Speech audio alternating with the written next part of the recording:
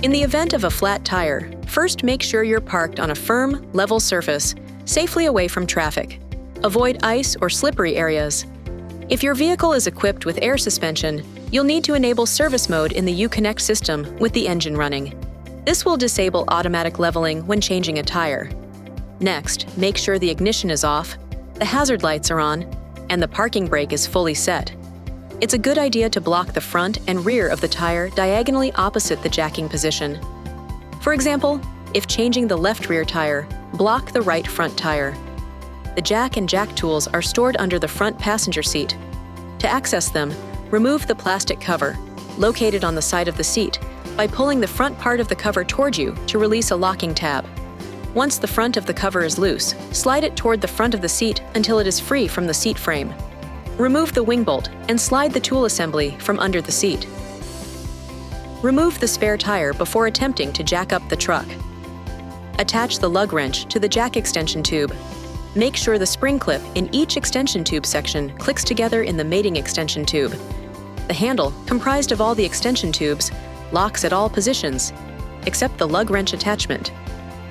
Insert the tube through the access hole between the lower tailgate and the top of the bumper and into the winch mechanism tube. Rotate the lug wrench handle counterclockwise until the spare tire is on the ground, with enough cable slack that you can pull it out from under the vehicle. When the spare is clear, tilt the retainer at the end of the cable and pull it through the center of the wheel. Now loosen, but do not remove the wheel lug nuts by turning them counterclockwise one turn while the wheel is still on the ground. Be aware that your vehicle may have locking lug nuts and require the use of an included special tool. Now, look for the proper jacking locations. For a front wheel, place the scissor jack under the rear portion of the lower control arm with the handle extended diagonally toward the rear of the vehicle. For a rear wheel, place the jack under the rear lifting point with the handle extended to the rear of the vehicle. Make sure the jack itself is level. There should be no one inside the vehicle. Stay clear of the area below the vehicle when using the jack or changing a tire, and never start the engine when the vehicle is up on the jack. Now you're ready to raise the vehicle. Before you connect the lug wrench handle to the jack, make sure the jack is directly below the proper lift point, then use your fingers to turn the jack screw clockwise to raise the jack until it's securely seated under the lift point. Don't jack at an angle, or you could ruin the jacking tools. Now, connect the hook attachment to the jack handle assembly and use it to raise the vehicle.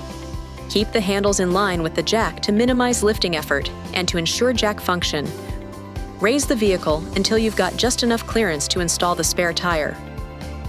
Remember, minimum tire lift provides maximum stability.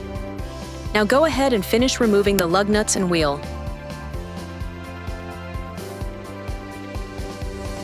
Place the spare tire on the vehicle with the valve stem facing out. The vehicle could be damaged if the spare tire is mounted incorrectly.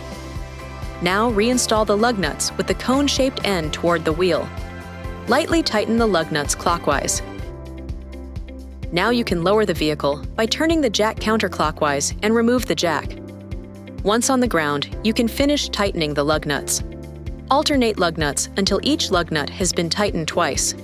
Maximum effort should be used for the final tightening of the lug nuts. It's always a good idea to have the tightness checked with a torque wrench by an authorized dealer or at a service station. Now, winch the cable into storage position and safely stow the flat tire. Stow the jack and jack tools back under the passenger seat, and you're ready to go. This video is not intended to take the place of your owner's manual. For complete details and other important safety information, please see your owner's information.